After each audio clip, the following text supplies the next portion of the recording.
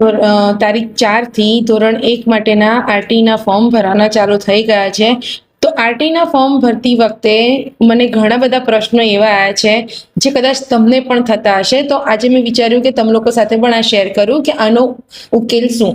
તો પ્રશ્ન નંબર 1, જે લોકોને એક સિંગલ ચાઇલ્ડ હોય, એટલે કે એક જ બાળક હોય અને એમાં પણ એક સિંગલ ગર્લ ચાઇલ્ડ હોય કે એક જ છોકરી હોય, તેનું પ્રમાણપત્ર શું અને એ ક્યાંથી લાવવું? તો જે લોકો ગામડામાં રહેતા હોય છે તે લોકોએ ગ્રામ્ય વિસ્તારના તલાટી પાસેથી એનું પ્રમાણપત્ર લેવાનું હોય છે, અને જે લોકો નગરપાલિકાની હદમાં રહેતા હોય છે એ લોકોએ ત્યાંના ચીફ ઓફિસર પાસેથી તમારે એનું પ્રમાણપત્ર લેવાનું રહેશે. અને પ્રશ્ન નંબર 2, અગર માનો કે કોઈનું બાળક આંગણવાડીમાં પહેલા 2 વર્ષ રહ્યું છે તો આંગણવાડીમાંથી તમારે એનું પ્રમાણપત્ર લેવાનું રહેશે. પણ હા, ઘણા લોકોનો પ્રશ્ન એ છે કે આંગણવાડીમાંથી તમને પ્રમાણપત્ર આપતા નથી. તો એની કન્ડિશન એ છે કે આંગણવાડીમાં તમારે ઓછામાં ઓછું 2 વર્ષ ગયું હોવું જોઈએ, અને બીજું કે આઈસીડીએસની CAS પોર્ટલ પર તેનું નામ રજીસ્ટર થયેલું હોવું જોઈએ.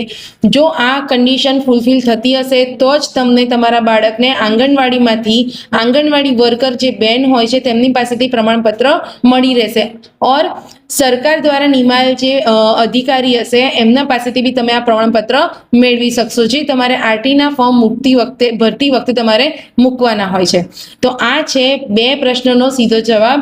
અગર કોઈને કોઈ બીજો પ્રશ્ન થતા હોય તો તમે મને DM કરી શકો છો. એની સાથે આંગણવાડી વર્કર પાસેથી નું જે ફોર્મેટ હોય છે એ પણ હું તમને અહીંયા મૂકી આપું છું, જે તમે સ્ક્રીન પર જોઈ શકો છો.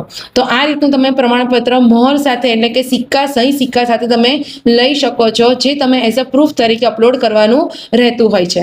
સો વધુ માહિતી માટે જોડાઈ રહ્યો, અને આ જે મહત્વનો જે વિડીયો છે બીજા લોકો સાથે પણ તમે શેર કરો.